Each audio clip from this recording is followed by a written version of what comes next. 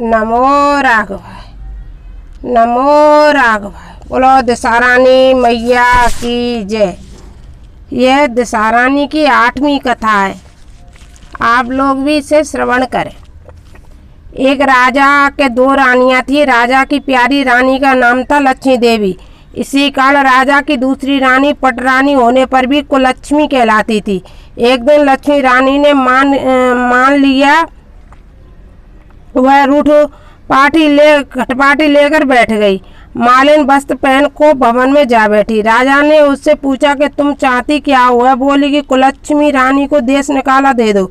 राजा ने उसे लाचार होकर उसके नहर भेजने का निश्चय किया। उन्होंने रानी को एक पीनस में सवार कराया और आप घोड़े पर सवार होकर साथ चले। एक सघन वन में पहुंचकर राजा ने कारों को वहां से हटा दिया। इसके बाद वह घोड़ा दौड़ाते हुए अपने महल में जा पहुंचे।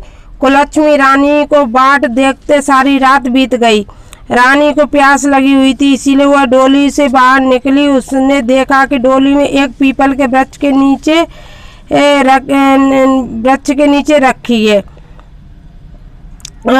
दूर तक कहीं आबादी का नामो निशान नहीं है। रानी ने आसपास पानी खोजा, परंतु कहीं कोई जलाशय दिखाई नहीं दिया। वह चलते चलते कुछ देर के बाद एक नदी के तट पर जा पहुंची। रानी ने उसी नदी में स्नान किया और जल पिया। इसी घाट पर कुछ स्त्रियां स्नान कर रही थी। स्नान करके उन्होंने दशारानी के गड्ढे लिए। उनके पास एक गड़ा दिखता। एक ने रानी को गड्ढा लेने के लिए कहा। रानी ने गड़ा लेकर वहां से चली आई और अपने डोले में आकर बैठ गई। डोले में बैठी हुई थोड़ी देर में दशारानी की एक बुढ़िया का वेश धारण कर आई और रानी से बोली कि बेटी क्या कर रही हो? रानी ने पूछा कि पहले तुम यह बताओ कि तुम कौन हो? बुढ़िया ने कहा मैं तो तेरी मौसी हूँ। तो रानी ने उसके गले से लिपटकर रोने लगी। उसने अपनी विपत्ति की कहानी अधोपात बुढ़िया को कह सुनाई और अंत में यह कहा कि अब मुझे केवल तुम्हारा और आश्रय भरोसा है। दशारानी की कृपा से उस जगह माया का शहर बस गया।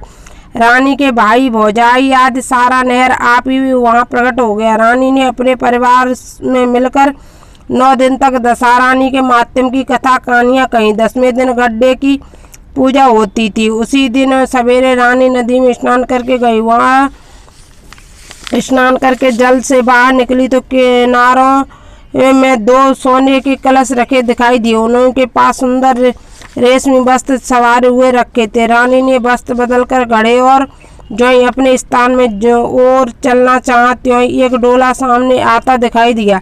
रानी समझ गई। वह फौरन डोली में सवार होकर अपने घर गई। वहाँ माया के परिवार की सभी स्त्रियां सहित रानी ने दशारानी के गड्ढे की पूजा सुहागिनों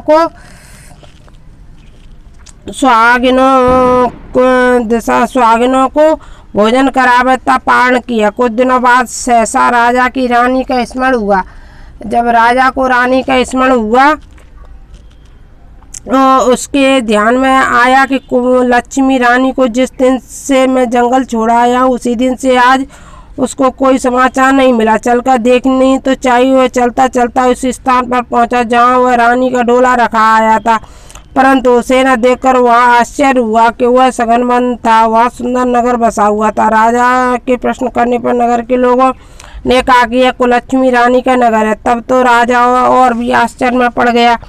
वह बार बार यही विचार करता था कि जो वह जगह तो वही है जहाँ मैं अपनी रानी को छोड़ा आया था। क्या उसी के नाम से यह नगर बसा हुआ है? राजा ने महलों के पास आकर इत्तला कराई कि अमुक रानी का राजा मिलने आया है। रानी ने राजा को पहचान कर उत्तर दिया कि मैं ऐसे दगाबाज राजा से मिलना नहीं चाहती, परंतु उसकी मौसी ने समझाया कि पति परमेश्वर के बराबर होता है, उसके विमुख होकर कभी पीठ न देनी चाहिए। तुमको यही उचित है कि उसका स्मरण करो, यथाशक्ति सत्कार करो और नियम पूर्वक मिलो। रानी ने राजा को अपने महल में बुलाया। वहाँ सेज सजी हुई थी। उस पर राजा को बिठाकर उसने पान दिए। राजा लेट गया। रानी पैर दबाने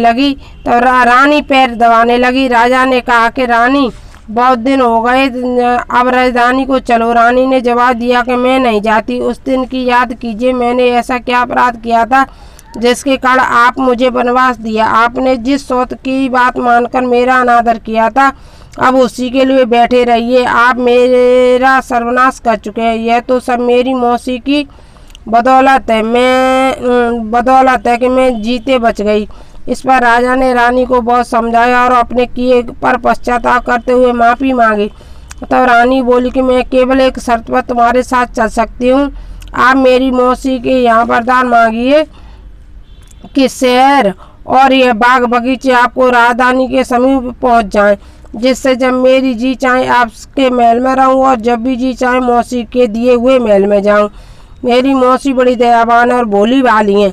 संभव है कि वे आपकी बात कौन टाले। राजा ने रानी की मौसी दशहरानी के पास जाकर निवेदन किया। उसी समय दोनों शहर पास पास हो गए, मानो एक दूसरे के भी भाग हों। राजा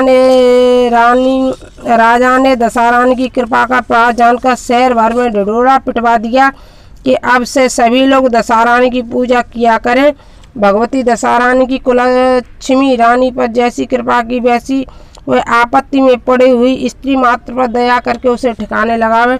बोला जय दशहरानी मैया की जय, बोल सच्चे दरबार की जय, बोल दशहरानी मैया की जय। नमो राघव।